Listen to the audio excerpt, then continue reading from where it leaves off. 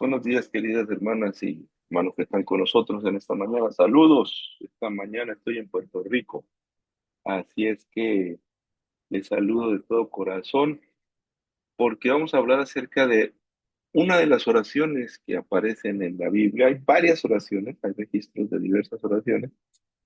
Quizás la de Salomón es una de las más conocidas, pero porque tiene elementos muy interesantes. Y el elemento fundamental es que él pide capacidad de escuchar a Dios. Generalmente hemos oído que Salomón pide sabiduría, pide capacidad, pero la realidad lo que está pidiendo en esta oración es un corazón dispuesto a escuchar a Dios. Y hablemos un poquito de Salomón.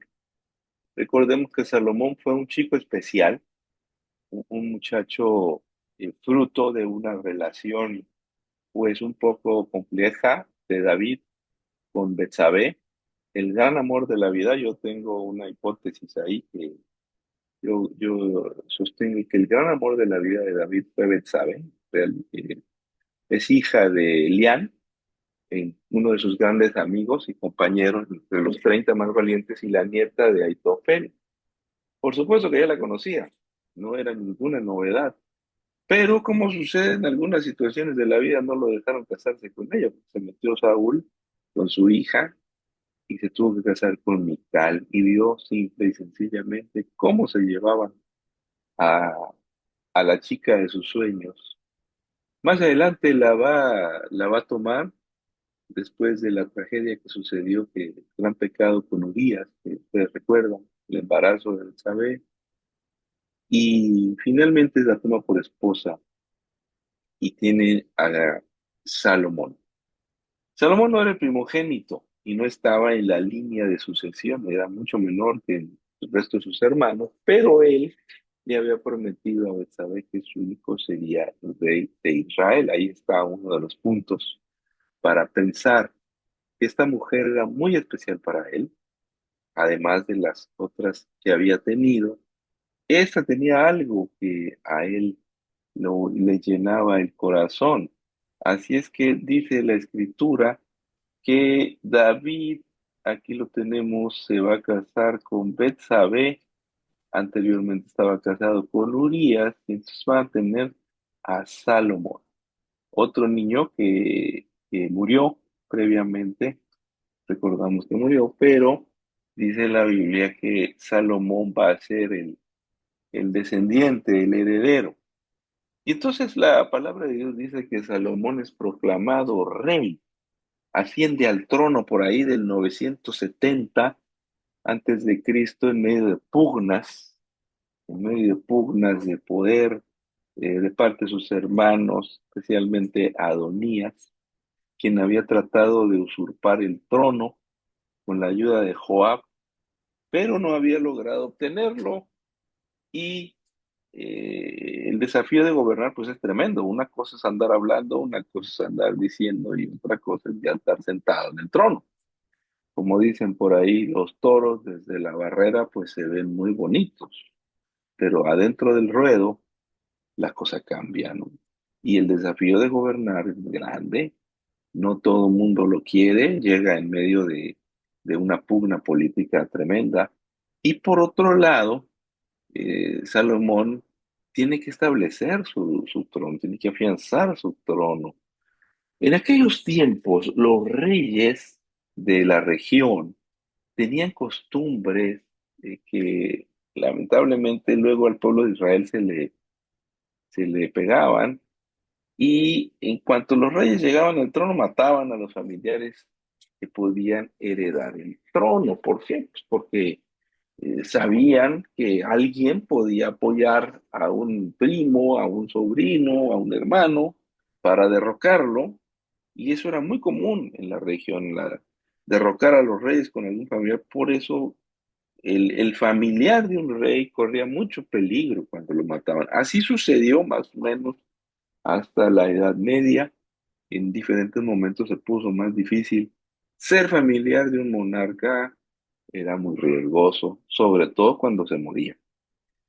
Y luego Otra costumbre que tenían los reyes en aquel tiempo era lanzarse a la guerra contra los vecinos, ¿no? Para decir, este es un buen monarca, este es un rey poderoso, este es el bueno, este sí tiene liderazgo, empezar a pelear contra otros. Era una táctica muy común entre los reyes de la región para afianzar el trono. Otra práctica que tenían era acabar con los colaboradores del antiguo monarca, ¿no? Pues yo llego y quito a todos los que estaban con el otro rey, a los consejeros, a los cortesanos, a todo el mundo va para afuera. Y una costumbre que hasta la fecha pervive entre ciertos sectores del poder es rodearse de salameros, ¿no? Se rodeaban de salameros que le comían la oreja y que se le pasaban haciendo fiesta al monarca y afirmándole que todo lo que sucedía era bueno y que lo que ellos decían pues era inspirado por el cielo. Esas eran costumbres muy de la región, pero dice la Biblia que Salomón era muy sincero. Pero déjeme decirle algo esta mañana, mi querido hermano, que me está escuchando, mi querida hermana, no basta ser sincero. Algunas personas dicen, es que yo soy muy sincera con Dios. Pues no, no te va a alcanzar la sinceridad, porque cuando uno en muchas ocasiones puede estar sinceramente equivocado. Y perdón, Salomón, era un hombre sinceramente equivocado, porque aunque era muy sincero, tenía prácticas que no eran correctas. Dice Primero de Reyes 3 al 4 en la Reina Valera 2020, la versión más reciente de la Reina Valera. Por si les gusta mucho la Reina Valera, dice, pero Salomón amó al Señor y anduvo en los estatutos de su padre David. Muy conmovedor. Salomón amaba a Dios. Solamente sacrificaba y quemaba incienso en los lugares altos. Primer detalle. ¿Por qué iba Salomón a quemar incienso a los lugares altos? Jamás Dios había dicho eso. Dios había dicho que había aquí menos quemar incienso en eso. Esas eran prácticas paganas. Y luego dice que el rey iba a Gabaón, porque aquel era el lugar alto principal y sacrificaba allí. 1000 holocaustos sacrificaba Salomón sobre aquel altar. ¿Qué cosa era Gabaón? Gabaón, el monarca era sincero en su fe, pero tenían prácticas equivocadas en cuestiones espirituales. Acá estaba Gabaón, queridas hermanas. Gabaón, acá tenemos Jerusalén y acá está Gabaón, al norte del pueblo de Israel. No estaba tan lejos, ¿no? Unos 10 kilómetros al noroeste de Jerusalén. Ahí habían quedado los restos del tabernáculo del desierto, en Gabaón. Y en ese momento era el mayor y más importante lugar de culto en el país antes de la construcción del templo. Por alguna razón la gente siempre inventa, ¿eh? A la gente le encanta inventar que hay que hacer esto, hay que hacer aquello. Jamás Dios dio la indicación de que debían ir a orar o a celebrar culto ahí donde habían quedado los restos del otro santuario. Y entonces dijo, pues, vamos a celebrar aquí en Gabaón y empezaron a hacerlo un lugar de culto que Dios no había señalado. A veces la gente en la iglesia le encanta hacer actividades, prácticas que Dios no ha indicado, que son producto de la tradición. La iglesia, nuestra iglesia también está llena de tradiciones, ¿no? A veces criticamos a otras denominaciones por sus prácticas, pero nunca nos hemos puesto a preguntar, oye, ¿de dónde salió esto que nosotros hacemos? De dónde lo sacamos? ¿Cuándo se inició? Y si le rascamos tantito, les aseguro que los orígenes no van a ser muy ortodoxos, que digamos. Entonces, el tema es que Salomón andaba siguiendo una tradición, pero era muy sincero. Y Dios ve esa sinceridad. Y justamente mientras va a Gabaón, el Señor se le aparece, Salomón, y le dice algo alucinante. Le dice, pide lo que quieras que yo te dé. El primero de Reyes 3:5, Reina Valera 2020, pide lo que quieras que yo te dé. Te voy a dar lo que me pidas. Oye, qué momento más emocionante en la vida. Esto es algo extraordinario que le puede suceder a un ser humano. Que Dios se le aparezca y le diga, pídeme lo que quieras. Te voy a dar lo que me pidas. Esto en otros momentos el Herodes le dijo ahí a Salomé y sintiéndose poderoso, ¿no? Pero el propio Dios se le aparece y le dice, pídeme lo que quieras. Y imagínate, ¿qué no le podía pedir el rey? Esta clase de preguntas no se ofrecen a todos los personajes bíblicos. Ni siquiera a su padre David y Dios le ofreció semejante propuesta. Está hablando Dios, está hablando Dios. Dios se está arriesgando. Está arriesgando. Yo como papá nunca le hubiera dicho eso a una de mis hijas, ¿no? Hija, pídeme lo que quieras. Eso depende del hijo. No me vaya a pedir una barbaridad, no me vaya a pedir alguna cosa fuera de la razón o del marco bíblico. Pero Dios se atreve a decirle a Salomón, yo conozco tu corazón, pídeme lo que quieras. Extraordinario. Esa oferta que hace Dios revela de entrada el corazón de Salomón. Y aquí viene la petición de Salomón, primero de Reyes 3:7-9, sigo leyendo la Reina Valera 2020. Dice, ahora pues, Señor Dios mío, tú me has hecho rey a mí, tu siervo, en lugar de David, mi padre. Si estoy llegando al trono, no porque me lo merezca, no soy el primogénito, no soy mejor que mis hermanos. Estoy llegando porque estoy tomando algo que no me corresponde. Tú eres el que me ha hecho rey. Estoy llegando al trono de Israel porque tú me estás colocando. Qué maravilla. Él reconoce que es Dios el que lo coloca en el trono de Israel y dice, reconozco que soy muy joven. Oye, qué declaración. Reconozco que soy un niño. Reconozco que no tengo experiencia. Muchas veces no sé qué hacer, qué cosa. Él dice, soy un joven, no tengo experiencia y no sé cómo gobernar. Qué declaración. ¿Ves la soberbia, la prepotencia que es común de la gente que llega al poder diciendo que él las puede de todas, todas y que pues aquí él va a cambiar el mundo o ella va a ser la buena porque está preparada, está capacitada, puntadas de esas, ¿no? Dice, tu siervo está en medio de tu pueblo, el que tú escogiste. Un pueblo grande que no se puede contar por su multitud incalculable. Dice, este pueblo me supera. Esta responsabilidad está por encima de mi capacidad. Yo soy joven, no sé. Ese es uno de los momentos más extraordinarios en la vida de Salomón. Y entonces aquí viene la petición. Dice, concede pues a tu siervo un corazón que entienda para juzgar. Un corazón que entienda para juzgar a tu pueblo y discernir entre lo bueno y lo malo. ¿Quién podrá gobernar este pueblo tuyo tan grande? ¡Qué maravilla! Yo necesito escucharte, Señor. Necesito aprender a oír tu voz. La palabra corazón en hebreo, lev, también se puede traducir por el órgano, por supuesto, el órgano que late. Se puede traducir por el cerebro, también se puede traducir por la conciencia, también se puede traducir por los sentimientos. Yo necesito un corazón que entienda. Necesito aprender a escucharte. Necesito aprender a escuchar tu voz. Yo no quiero vivir a partir de mis propios sentimientos. No quiero vivir una fe, una experiencia espiritual fuera de lo que es. Yo quiero aprender a oír tu voz. Quiero saber que tú me estás hablando.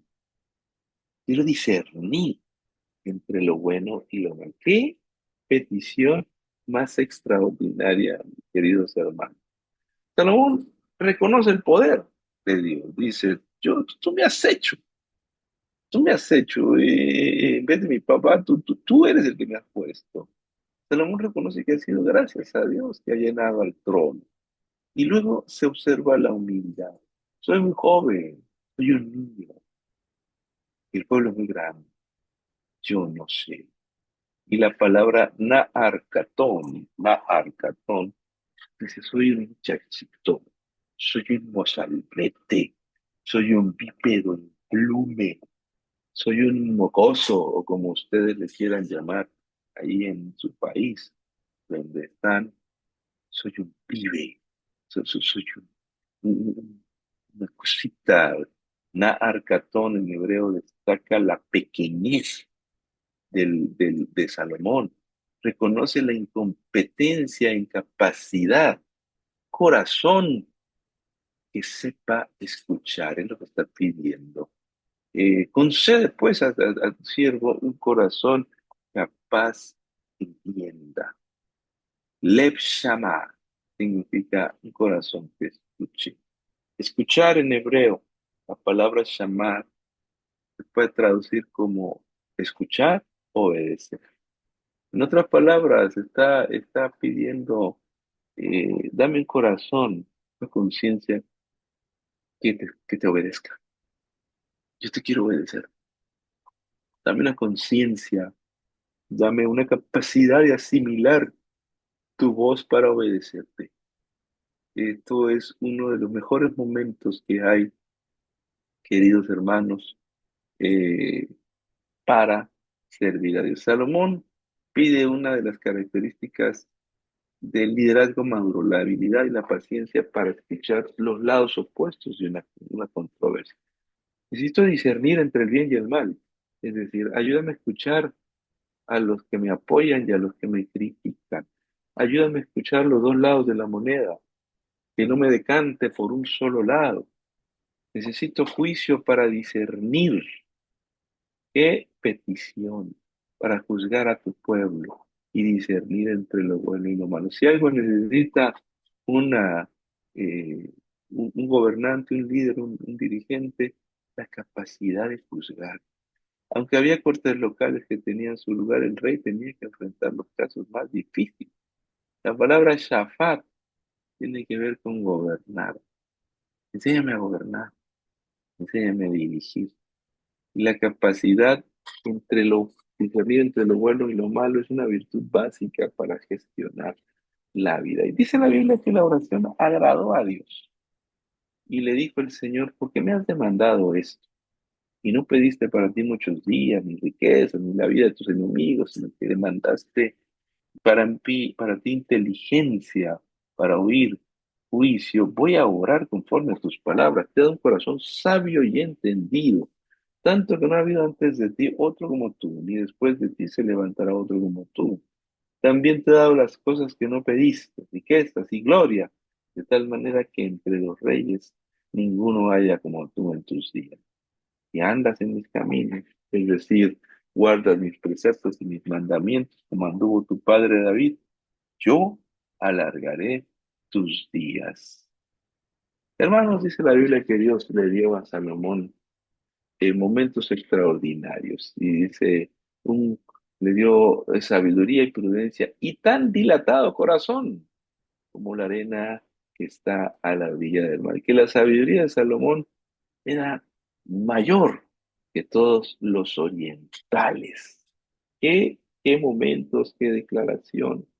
Yo quiero cerrar con estas lecciones prácticas. En los momentos cruciales de la vida, la oración puede representar un elemento clave en el futuro. No desprecie la oración. Número dos, no basta ser sinceros en la fe. Es necesario seguir los caminos que Dios nos ha. No vaya a ser que estés sinceramente equivocado y andes cometiendo alguno que otro disparate por el hecho de ser sincero. Mejor obedece la palabra de Dios. Y para obedecer hay que reconocer que Dios está detrás de los grandes logros que uno ha alcanzado. Y también hay que reconocer nuestras carencias e incapacidad. Hay cosas que no sabemos hacer. No es pecado no saber, pero mejor preguntar a Dios y pedir que nos dé un oído atento Un corazón dispuesto a escuchar es la esencia de la sabiduría. Solo Dios da la capacidad de discernir entre el bien y el mal. Cuando pedimos a Dios algo sabio, Él se pone feliz. Como los papás, cuando nuestros hijos nos piden, papá, cómprame un libro, papá, llévame a la iglesia, papá, quiero un vestido, una corbata nueva para servir a Dios. Qué alegre nos ponemos que los hijos nos pidan algo que sabemos que les va a servir. Que el Señor les bendiga esta mañana, mis queridos hermanos. Pídale a Dios un corazón dispuesto a escuchar la voz del Padre Celestial. Que el Señor les bendiga a todos en esta mañana.